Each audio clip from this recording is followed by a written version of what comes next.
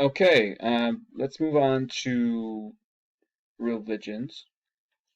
So, the other major like tenet of the classical era is this development of world religions or like organized religions. So, remember, this is in the Neolithic era, even the Paleolithic era. There is evidence of belief in the afterlife, and there's certain belief in gods. You see that in Mesopotamia and Egypt. But big religions really start here. So we're talking Hinduism, Buddhism, Christianity, Judaism, and also the Confucian or the Chinese philosophies of Confucianism, Taoism, legalism. And then there is the lesser known, but still something to be aware of is Zoroastrianism. Zoroastrianism. This is again the Persian Empire religion, though it was not forced on its people that became part of the empire through conquest. So what I want to just briefly touch on, I'm not gonna like go into great depth about all these religions. I mean, you could have your own class about each of these religions, you know, for a whole year if you wanted to. But I'll give you the big highlights of the core tenets and values of these religions. Okay, you did have a unit on this in ninth grade. If you still have those materials, it might be good to look through that. But I'll give you some important information here. Okay, so just go down the line. Try to listen carefully. I don't have much written out on the screen as you can see, but we'll start with Hinduism. So again, Hinduism is in South Asia or India, mostly sponsored by the Gupta Empire. Hinduism is a polytheistic religion. There's many gods. Um, it's deeply patriarchal through the caste system, and the caste system in the Hindu religion is reinforced through the religious texts like the Rig Veda. Um, the creation story is about how um, one of the Hindu gods was made human beings from different parts of his body, and the lowest caste was made from this god's feet. So it just shows you how like the lowest part of someone's body equates to the lowest caste of Indian society. Remember, the caste system consists of really four castes with Brahmins who are priests at the top, the Kshatriyas, the warrior class at the second rank, the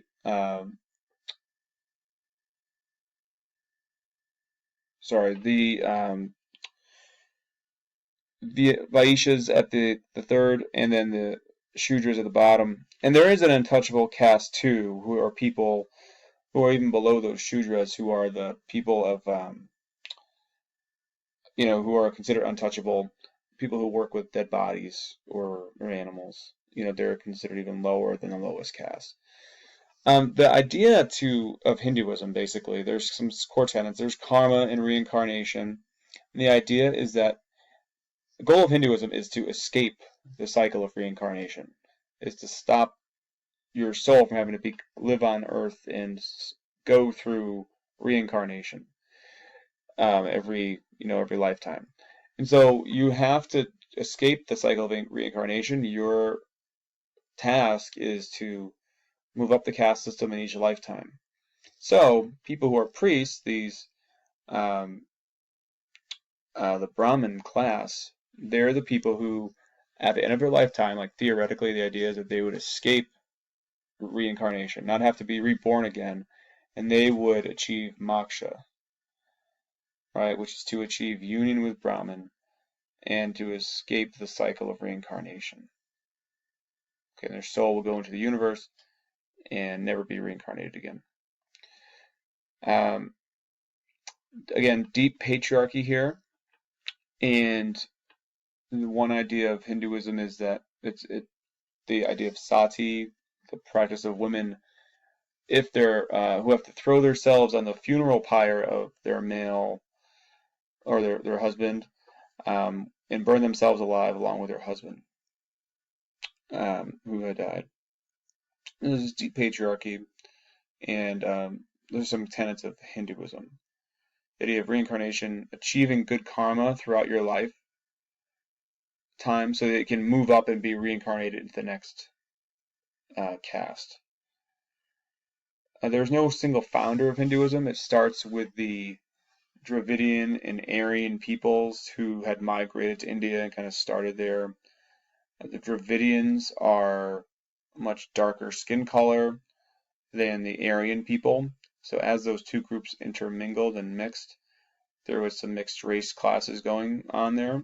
But it was kind of like what happens with the Spanish colonization of the Americas. The lighter your skin, the higher your caste is.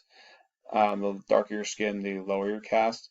And even in India, you have the association of dark skin with people who are laborers and outside workers, um, who would naturally do more manual labor.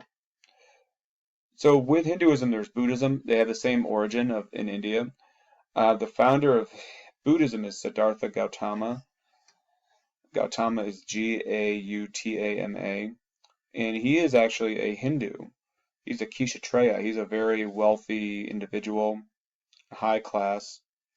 The story goes like at one point, Gautama leaves his home, leaves his estate, and goes out and sees walks around and sees in the world all this great suffering he was so unaware of because he was so sheltered in his rich life. And so he's felt a tremendous amount of empathy for all those people he saw suffering, and he was determined to like find the end of suffering. And so after years of doing that and searching for that, and 40 days of meditation under a tree, um, where allegedly he was, tempted by demons and had all kinds of crazy stuff happen to him, Gautama achieved enlightenment. Right, and he entered into nirvana, this state of perfect peace where you have no desires, and thus there is no suffering. You don't have to experience any suffering if you are enter into nirvana. So Gautama develops a set of steps that one takes to achieve nirvana. There is the Eightfold Path, and also the Four Noble Truths that help you walk the Eightfold Path. If you can do those things, you can achieve nirvana. There's also people called bodhisattvas, or some people say the bodhisattvas, which is not the right thing, but and it's also not Buddhism, as a lot of freshmen like to call it.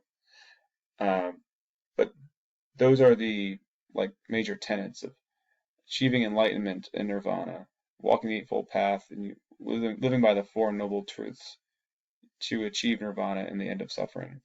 Bodhisattvas are people who are very close to achieving nirvana, but halt their own entry into nirvana to help others get to it. There are two forms of Buddhism. All right, the first is the Mahayana form, Mahayana, Mahayana.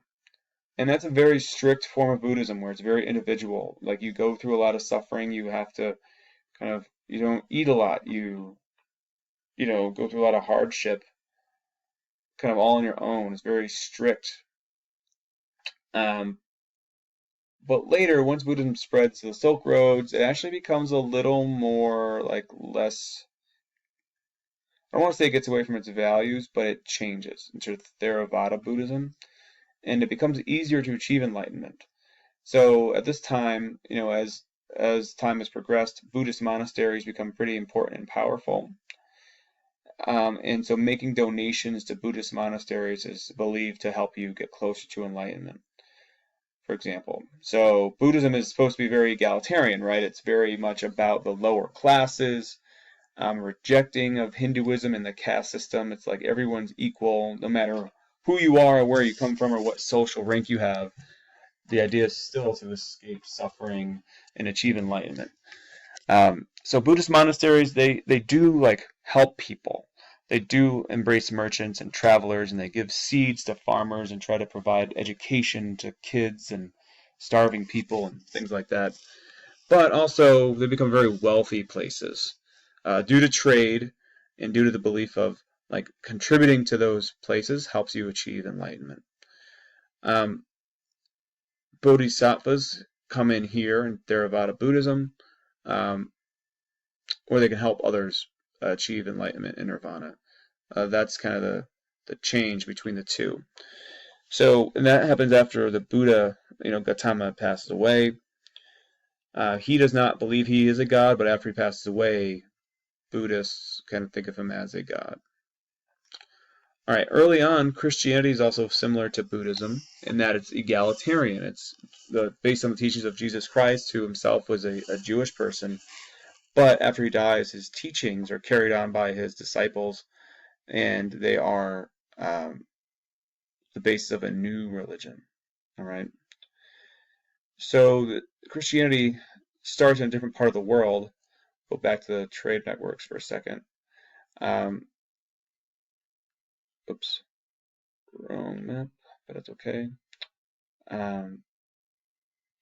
Here. So this is Buddhism and Hinduism starting here. Christianity starting here in the Middle East, in the Roman Empire at the time. It's an offshoot of Judaism, as we know. Christianity is different in that it's a monotheistic religion, the belief in one God, similar to Judaism. Judaism and Christianity both adhere to the Ten Commandments, which are kind of law codes that reinforce, obedience to God, and patriarchy to some degree. Especially patriarchy is especially common in Judaism. But in terms of Christianity, it's actually quite egalitarian at its start. It appeals to the poor and the lower classes and the sick and the suffering. It offers hope. It reaches the people. Like, look, there's the Beatitudes, the sermon that Jesus provides of like, blessed are the poor. For blessed are the meek, blessed are the sorrowful, for in heaven the kingdom is theirs. So essentially, suffering on earth is seen as like almost like a blessing because Jesus taught like that in heaven in the afterlife you'd be rewarded. So on this earth, yes, you may be meek and humble, but in the kingdom of heaven you'll be strong and powerful, right? So that is the appeal. And also Buddhism and Christianity appeal to women greatly because they offer a monastic lifestyle, a way out of the patriarchy of the world. So women can be nuns or priestesses in Buddhist convents or religious convents and Christian convents or in churches across Europe for Christianity. So Buddhism and Christianity kind of appeal to that lower class, more egalitarian, especially in the beginning of their beginning of the religion. Christianity changes though. Okay, so Christianity gets political, and it's different. That's much different than Buddhism. Buddhism is not a political religion at all. But Christianity does get political with the Roman Empire. Christians are persecuted by the Romans, as you know. But it becomes later the official religion of the Roman Empire, and that's done by the Emperor Constantine, right? But Jesus is persecuted in large part because the Romans fear him. His message is very, scary to the Romans because he's talking about a God, a Savior that's coming, a new kingdom, which he's referring to as the kingdom of heaven. And the Romans take this as a threat to their power. Right, so that's one of the reasons why he's crucified. But once Christianity becomes the official religion of the Roman Empire, it loses some of its egalitarian nature, where it becomes more, religion for the higher classes. It's kind of enforced. The Pope, becomes more powerful, and their priests have more power. And it kind of looked on as it just loses the appeal because churches get really big and women have less of a role in church other than being a nun. Women can't be priests or anything like that, so the patriarchy is enforced there, so it's less egalitarian as it goes on. Okay, so right now we talked about Hinduism, Buddhism, Christianity, and somewhat of Judaism. So why don't you just take a second, compare and contrast those. What do they have in common? Are they similar? Are they similar? Are they different? Think about which monotheistic, what's polytheistic. and we'll continue with the Confucian